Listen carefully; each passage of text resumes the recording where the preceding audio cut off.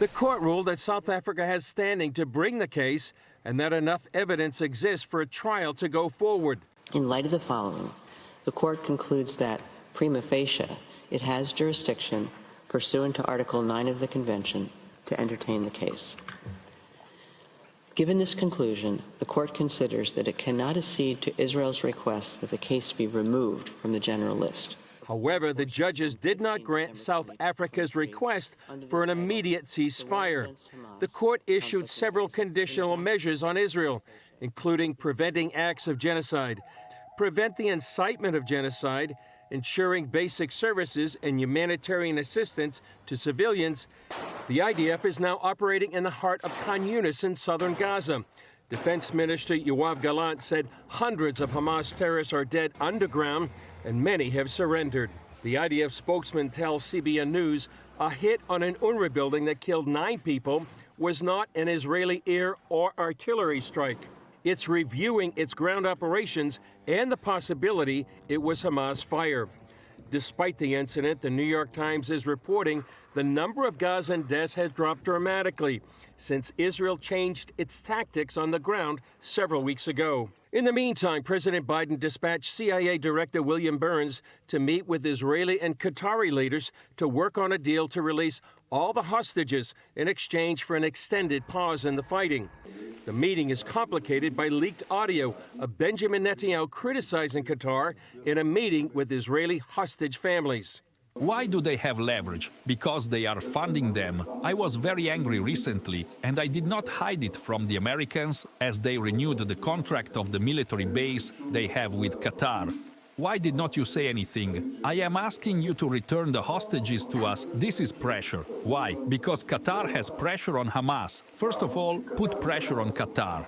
Founder of Memory that monitors leaders in the region, Yahalom, told CBN News he believes Qatar is being disingenuous in the negotiations as longtime supporters of Hamas. Yes, Hamas is Qatar, Qatar is Hamas. The leaders are there for years, and billions of dollars were funneled to Gaza to build tunnels, 500 kilometers of tunnels. This is not known because Qatar, this emirate, which is very rich, is playing a double game, a Dr. Jekyll and Mr. Hyde game. Saturday marks the first global International Holocaust Remembrance Day since the October 7th attack. One recent study revealed Nazi and Islamist ideologies share similar views. The Hamas massacre, the worst attack on Jews since the Holocaust, has many allies of the Jewish people declaring, "Never again is now." Chris Mitchell, CBN News, Jerusalem. Well, we live in a crazy world where you can attack a civilian population, you can massacre them, you can use rape as a weapon of war, you can kill their children, you can just absolutely slaughter them. You can then call from the river to the sea, you can then call for the complete elimination of the Jewish state, wiping out every Jew in Israel. You can then do all of that and then turn around and somehow get support in an international court that it's the Jewish people that are starting the genocide. It's absolutely incredible to me that here we are on the eve of Holocaust Remembrance Day, and yes, yet again, there are calls for Holocaust. There are calls for the elimination of Israel and the elimination of all Jews in the Holy Land. It's incredible.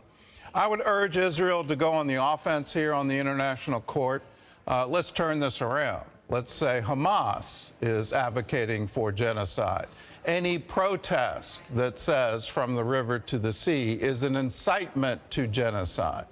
Let's let that evidence go before that same court in the same case and see how they rule on that. That would be, in my view, a very appropriate response.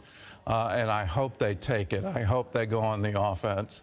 And I hope Qatar and South Africa, may God have mercy on them. What they have done is absolutely incredible.